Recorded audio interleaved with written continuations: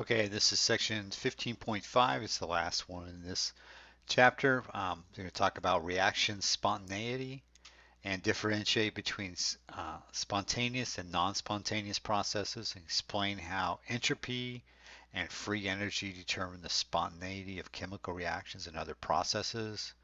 Vaporization, right, the energy requiring process by which a gas changes to a liquid changes to vapor.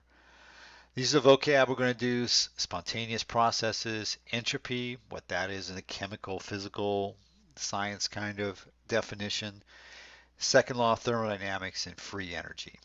And the main idea here is that changes in enthalpy and entropy determine whether a process is spontaneous, or it happens on their own, or continues on its own. Okay, so a spontaneous process is a physical or chemical change that once begun occurs with no outside intervention. Many spontaneous processes require some energy from the surroundings to start the process. Okay, so the most common example of this I can think of is, when you light a fire. Okay, so first usually you light a match. Okay, so you strike the match, you create, the match gets started with its combustion by the friction you'd use by striking against the box. That gets the match going. Then you usually get the paper going, and then the paper gets the wood going, and then the process continues as long as you have, fuel and oxygen to create that, keep that combustion process going. You don't need to do anything else to it, right? You don't need to it will keep on going, be a spontaneous process that releases energy and gives us a nice light and heat on a cold winter night. Entropy is a measure of the possible ways that energy of a system can be distributed. And this is related to the freedom of a system's particles to move and the number of ways which they can be arranged. Okay, so they have couple of little systems down here with helium and oxygen on two sides of a connected tube here. And there's a little valve here. And if we open up the valve, what happens? Okay, so the helium and a couple of things can happen. They can stay where they're at. They can change places. They can move from both be on one side or they can both be on the other side. So that's the entropy of the system is, the arrangement of these systems.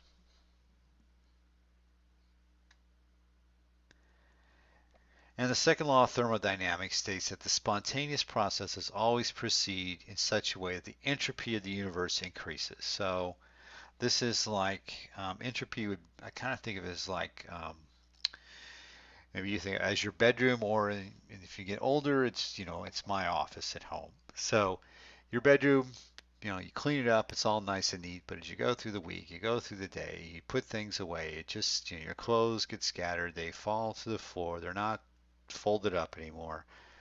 That's entropy. Okay, so it goes from neat and orderly to messy and disorderly. Same thing happens in my offices. It goes from orderly and neat to not so orderly and not so neat. Process of disorder or randomness of the particles of a system. Okay, so that kind of goes with my bedroom or office analogy there. The more spread out the particles are, the more disorder. So the more stuff there's scattered around the room, the more disorder there is. But we knew that already. Entropy changes associated with changes in state can be predicted. Okay, energy increases as a substance changes from a solid to a liquid. Okay, and from a liquid to a gas. So those more entropy changes occur. So it's all nice and neatly lined up, and the particles are bunched up in a solid. They go to a liquid. Well, they can move and flow over one another, but they still have the same volume, right? And then when they go from a liquid to a gas, they're just bouncing around randomly over across each other. There's no rhyme or reason to where they're at. So that's the increase in entropy in this phase changes there. Dissolving a gas in a solvent always results in a decrease in entropy. Okay, so when we put a gas in a solvent, so when they put, the soda the carbon dioxide in your sodas to create the fizz. That decreases entropy. When you open the cap, that increases the entropy. Okay. Assuming no change in physical state occurs, the entropy of a system usually increases when the number of gaseous product particles is greater than the number of gaseous reactant particles. So if we produce more gas, if we have more gas in our products here, um, then we have an increase in entropy. Okay, so with reactants, just because the molar equation would be, you have 1 mole of something and 2 moles of something combined to make 3 or 4 moles of something else, and that something else is a gas, and that would increase. The more gas we have, the more entropy we have. With some exceptions, entropy increases when a solid or a liquid dissolves in a solvent. Okay, so we have more particles randomly moving around. When we dissolve, we take a solid or a liquid, we dissolve it around, we have more particles randomly moving around. The random motion of particles in substance increases as its temperature increases. So that makes sense. So right, because that's what temperature is. It's the average kinetic energy of the particles. So the more higher the temperature, the more the speed they have, the more they're going to move around in a random way. Entropy of the universe and free energy. In nature, the change in entropy tends to be positive when the reaction process is exothermic, which raises the temperature of its surroundings. Okay, so that's with the burning thing. The entropy of the system increases. We're going to talk about free energy. Is the energy available to do work? And the Gibbs energy equation is here, and this delta G is the free energy um, equals the work exchanged by the system and its surroundings. So this amount of work we can do, the free energy, that would be the delta G. The delta H is the enthalpy of the system. Did we have some heat released? Did we have some heat gained? Um, and this T delta S is the entropy at a certain Kelvin temperature. Okay, so that is their entropy. Did it increase? Did it decrease?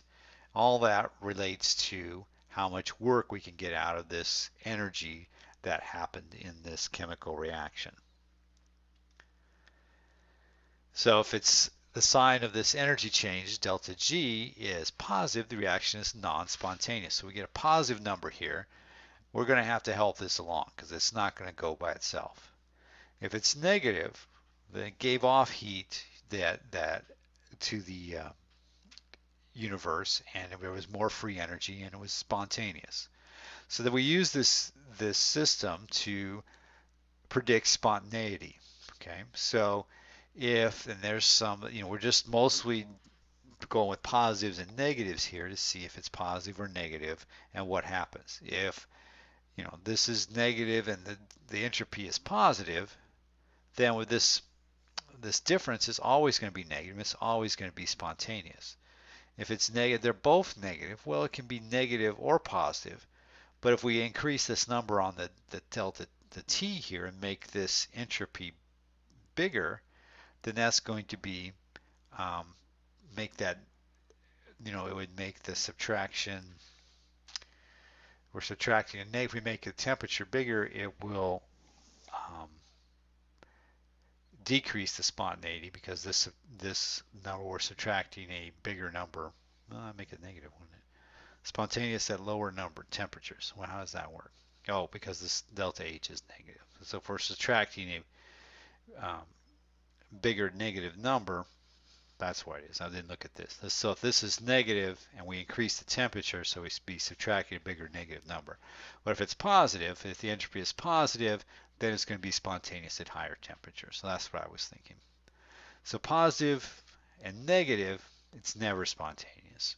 Okay, so it doesn't matter if it's positive here, if the entropy is positive, then we're going to get a positive minus a negative always creates a positive, and it's never spontaneous. Okay, so we're just looking for whether it's spontaneous or not, whether the value of this delta G is positive or negative or not. Okay, and what effect the temperature has on that when is what we need to figure out. We're not looking for particular numbers in this thing, in this reaction here. Well, we may have to use numbers, but we're just looking overall whether it's positive or negative.